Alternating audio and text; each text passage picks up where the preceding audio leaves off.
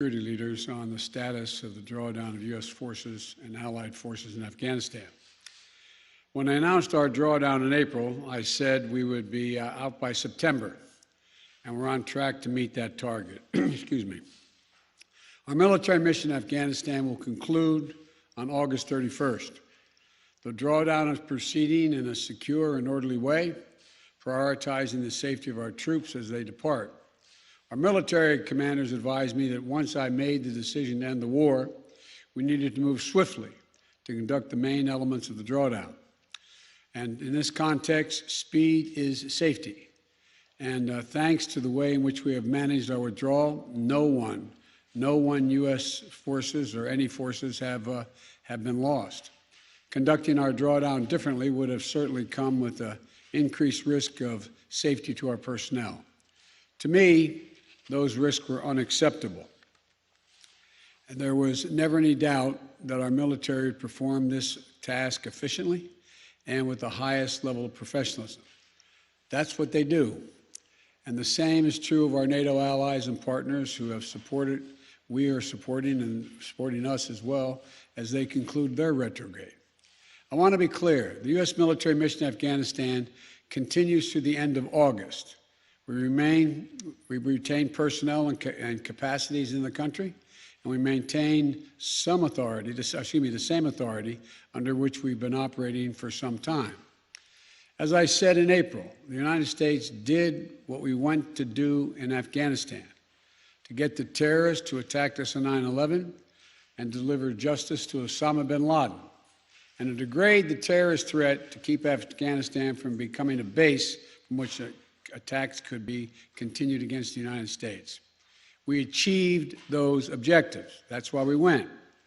We did not go to Afghanistan to nation build. And it's the right and the responsibility they want to run their country. Together with our NATO allies and partners, we have trained and equipped over nearly 300,000 current serving members of the military, the Afghan National Security Force, and many beyond that who are no longer serving. Add to that hundreds of thousands more Afghan national defense and security forces trained over the last 2 decades. We provided our Afghan partners with all the tools, let me emphasize, all the tools, training, equipment of any modern military. We provided advanced weaponry, and we're going to continue to provide funding and equipment, and will ensure they have the capacity to maintain their Air Force. But most critically, as I stressed in my meeting just 2 weeks ago with President Ghani and Chairman Abdullah, Afghan leaders have to come together and drive toward a future that the Afghan people want and they deserve. In our meeting, I also assured Ghani that U.S. support for the people of Afghanistan will endure. We will continue to provide civilian and humanitarian assistance, including speaking out for the rights of women and girls. I intend to maintain our diplomatic presence in Afghanistan, and we are coordinating closely with our international partners in order to continue to secure the international airport. And we're going to engage in a determined diplomacy to pursue peace and a peace agreement that will end this senseless violence. I've asked Secretary of State Blinken and our Special Representative for Afghanistan Reconciliation to work vigorously with the parties in Afghanistan, as well as the regional and international stakeholders to support a negotiated solution. To be clear, countries in the region have an essential role to play in supporting a peaceful settlement. We'll work with them, and they should help step up their efforts as well. We're going to continue to work for the release of detained Americans, including Mark Ferrix. I want to pronounce the name correctly. I misspoke, so that he can return to his family safely. We're also going to continue to make sure that we take on the Afghan nationals who work side by side with U.S. forces, including interpreters and translators, since we're no longer going to have military there after this. We're not going to need them, and they have no jobs. We're also going to be vital to our efforts, and they've been very vital, and so their families are not exposed to danger as well. We've already dramatically accelerated the procedure time for special immigrant visas. to bring them to the United States.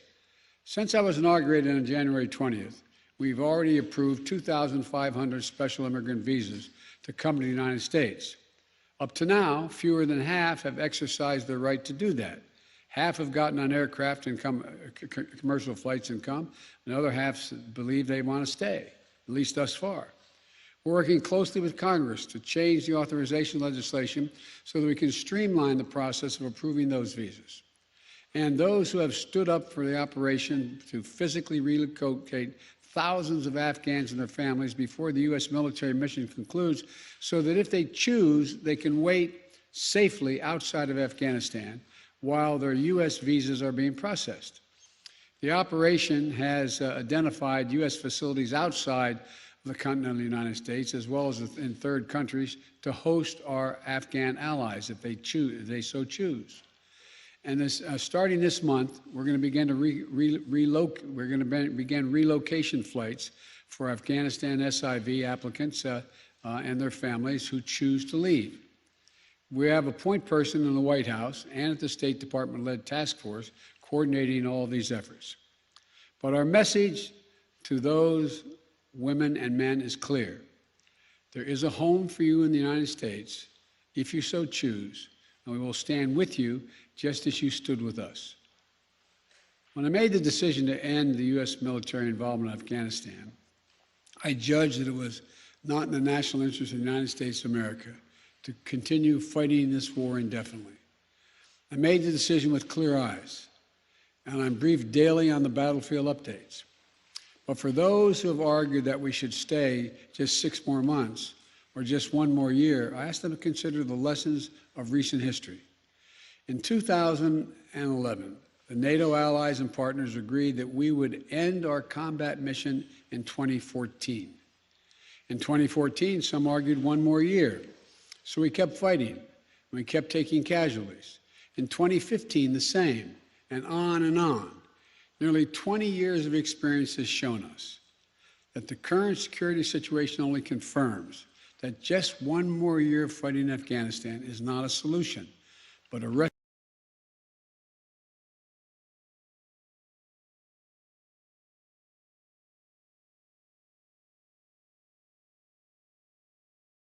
stay with the Afghan and Afghanistan indefinitely. In doing so, they point to the fact that we have not taken losses in this last year. So they claim that the cost of just maintaining the status quo is minimal. But that ignores the reality and the facts that already presented on the ground in Afghanistan when I took office. The Taliban is at its strongest militarily since 2001.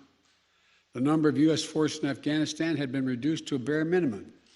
And the United States and the last administration made an agreement with the Taliban to remove all our forces by May 1 of this year. That's what I inherited. That agreement was the reason the Taliban had ceased major attacks against U.S. forces. If in April I had instead announced that the United States was going back on that agreement made by the last administration, the United States and allied forces would remain in Afghanistan for the foreseeable future, the Taliban would have again begun to target our forces. The status quo was not an option. Staying would have meant U.S. troops taking casualties, American men and women back in the middle of a civil war. And we would run the risk of having to send more troops back into Afghanistan to defend our remaining troops. Once that agreement with the Taliban had been made, staying with a bare minimum force was no longer possible. So let me ask those who want us to stay, how many thousands more Americans, daughters and sons are you willing to risk? How long would you have them stay? Already we have members of our military whose parents fought in Afghanistan 20 years ago. Would you send their children and their grandchildren as well? Would you send your own son or daughter? After 20 years, $1 trillion spent training and equipping hundreds of thousands of Afghan national security and defense forces. 2,448 Americans killed, 20,722 more wounded, and untold thousands coming home with unseen trauma to their mental health. I will not send another generation of Americans to war in Afghanistan with no reasonable expectation of achieving a different outcome. The United States cannot afford to remain tethered to policies created in response to a world as it was 20 years ago. We need to meet the threats where they are today. Today, the terrorist threat has metastasized beyond Afghanistan. So, we are repositioning our resources and adapting our counterterrorism posture to meet the threats where they are now, significantly higher in South Asia, the Middle East, and Africa. But make no mistake, our military and intelligence leaders are confident they have the capabilities to protect the homeland and our interests from any resurgent terrorist challenge emerging or emanating from Afghanistan. We are developing a counterterrorism over-the-horizon capability that will allow us to keep our eyes firmly fixed on any direct threats to the United States and the region and act quickly and decisively if needed. We also need to focus on shoring up America's core strengths to meet the strategic competition with China and other nations that is really going to determine our future. We have to defeat COVID-19 at home and around the world. Make sure we're better prepared for the next pandemic or biological threat. We need to establish international norms for cyberspace and the use of emerging technologies. We need to take concerted action to fight existential threats of climate change. And we will be more formidable to our adversaries and competitors over the long run if we fight the battles of the next 20 years, not the last 20 years. Finally, I want to recognize the incredible sacrifice and dedication that the U.S. military and civilian personnel serving alongside our allies and partners have made over the last 2 decades in Afghanistan. I want to honor the significance of what they've accomplished and the great personal risk they encountered and the incredible cost to their families. Pursuing the terrorist threat through some of the most unforgiving terrain on the planet. I've been almost throughout that entire country. Ensuring there hasn't been another attack on the homeland from Afghanistan for the last 20 years. Taking out bin Laden. I want to thank you all for your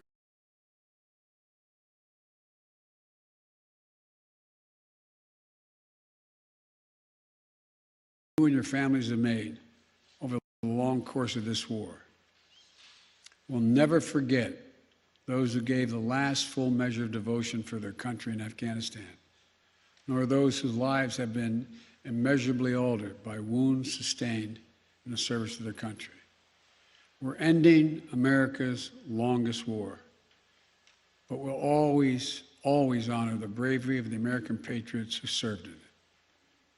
May God bless you all, and may God protect our troops. Thank you. Mr. President, do you trust the Taliban, Mr. President?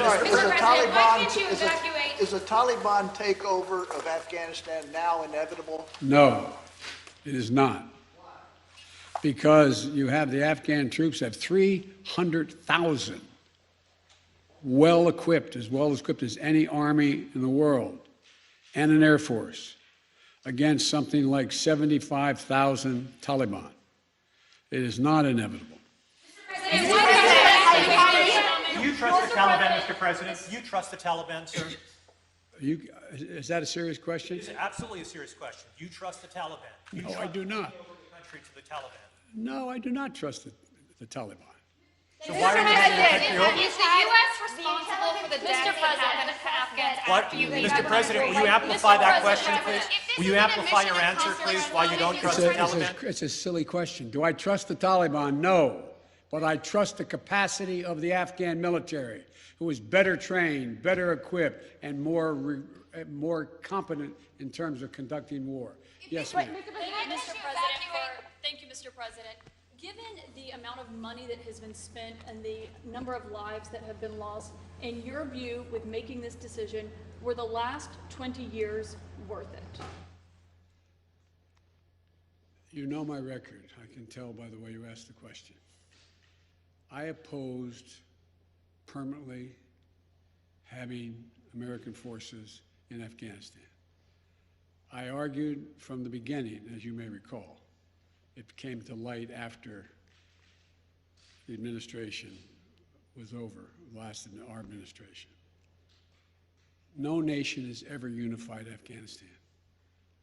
No nation. Empires have gone there and not done it. The focus we had, and I strongly supported, and you may remember, I physically went to Afghanistan. I was up in that pass where Osama bin Laden was allegedly escaped or out of harm's way. We went for two reasons. One, to bring Osama bin Laden to the gates of hell, as I said at the time. The second reason was to eliminate al-Qaeda's capacity to deal with more attacks in the United States from that territory. We accomplished both of those objectives, period. That's what I believed from the beginning, why we should be and why we should have gone to Afghanistan. That job had been over for some time. And that's why I believe that this is the right decision and, quite frankly, overdue.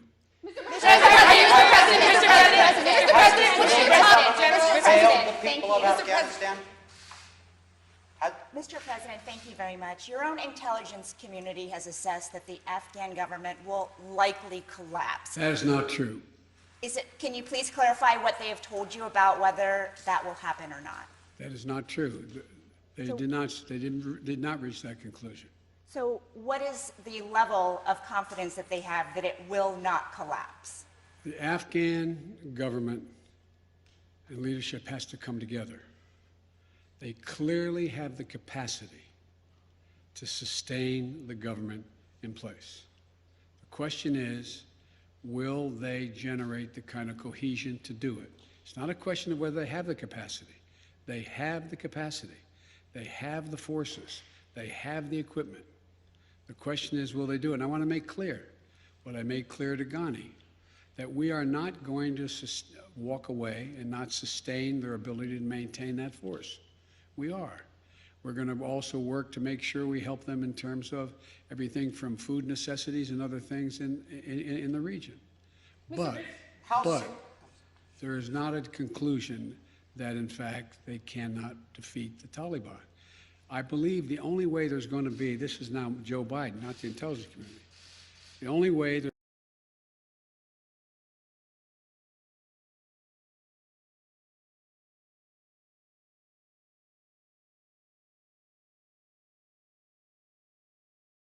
government in Afghanistan controlling the whole country is highly unlikely. Mr.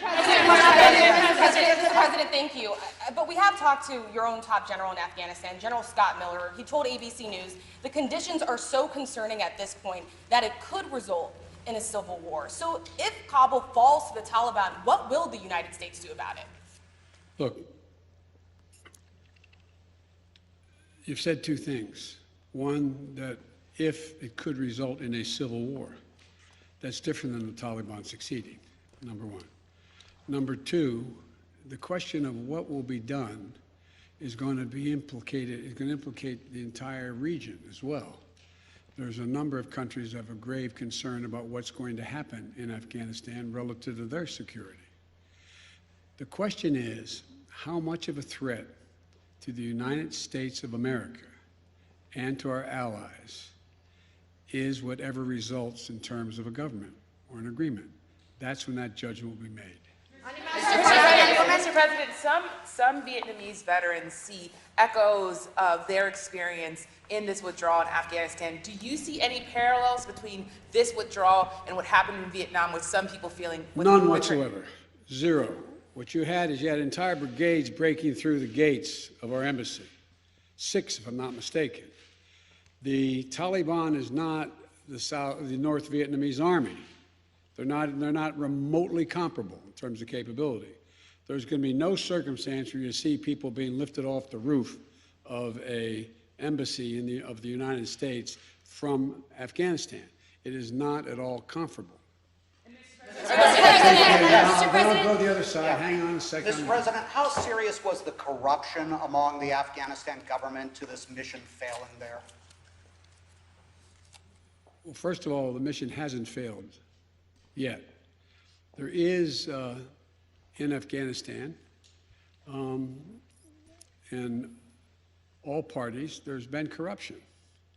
The question is, can there be an agreement on unity of purpose? What is the objective? For example, it started off, there were going to be negotiations between the Taliban and the Afghan National Security Forces and the Afghan government.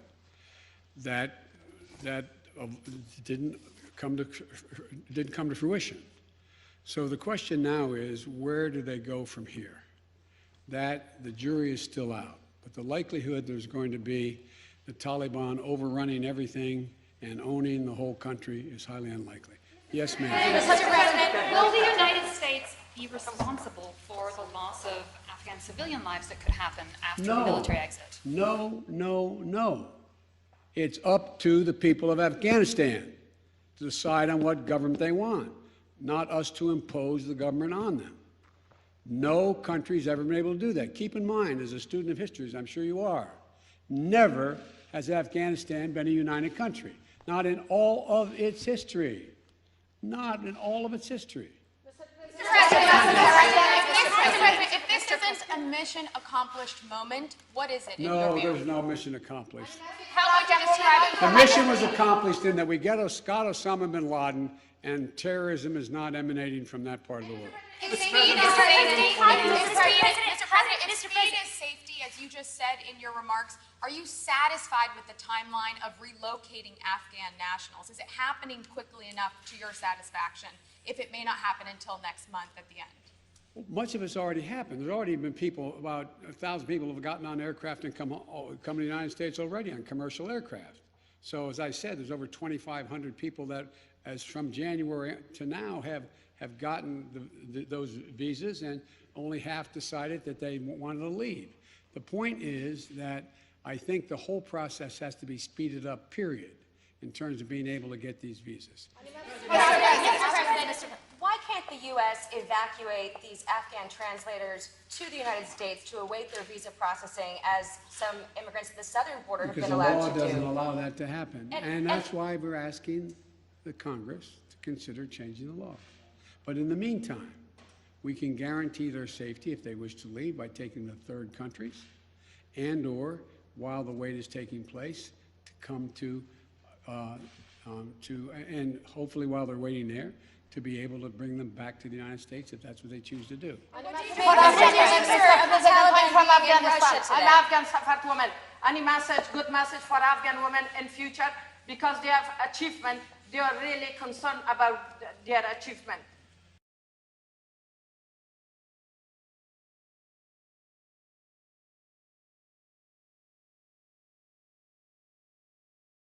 By the way, the schools in Afghanistan are not fundamentally unlike schools on the West Coast, where they have, an area in the middle that is sort of looks like a playground, and single-story buildings connected around it. And I remember saying speaking to a group of young women, I guess they're roughly, don't hold me to this, they look like they'd be 14, 15 years old. And they're in school, and there's a tiered classroom with single light bulbs hanging from the ceiling, as I know you know. And I said, the United States came here to make sure that we got this terrorist Osama bin Laden, and that terrorist didn't amass again to go after our country. And then we're going to have to leave. And the young woman said, "You can't leave. You can't leave." It was heartbreaking. "You can't leave," she said. "I want to be a doctor. I want to be a doctor. I want to be a doctor. If you leave, I'll never be able to be a doctor." Well, that's why we spent so much time and money training the Afghan security forces to do the work of defending that. Well, anyway, so yes, I'm aware. I'm going to take one more question. Mr. President, have you spoken with any Taliban officials about the withdrawal? Mr. President, What can do you you put the Taliban to being explain- in Russia today? The Taliban. Mr. President, thank you. I wanted to ask, with the benefit of hindsight, you've spoken to the fact that the Taliban are sort of at their militarily strongest point that you've seen in 20 years. How do you feel personally about that with the benefit of hindsight and all of the dollars and investments and American troops that were sent there? Relative to the training and capacity of the ANSF and the federal police, they're not even close in terms of their capacity. I was making the point. The point was that here we were. The argument is, well, we could stay because no one was dying. No Americans are being shot, so why leave? Once the agreement was made by the last administration, we were going to leave by May 1st. It was very clear that a Taliban that had always been a problem was even a more sophisticated problem than they were than before. Not more sophisticated than the ANSF, than government, more than they were.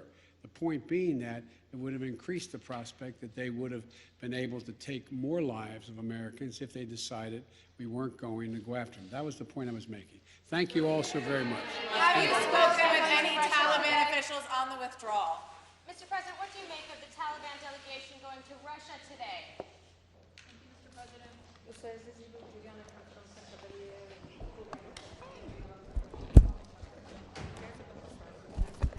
I know. I just said the word right.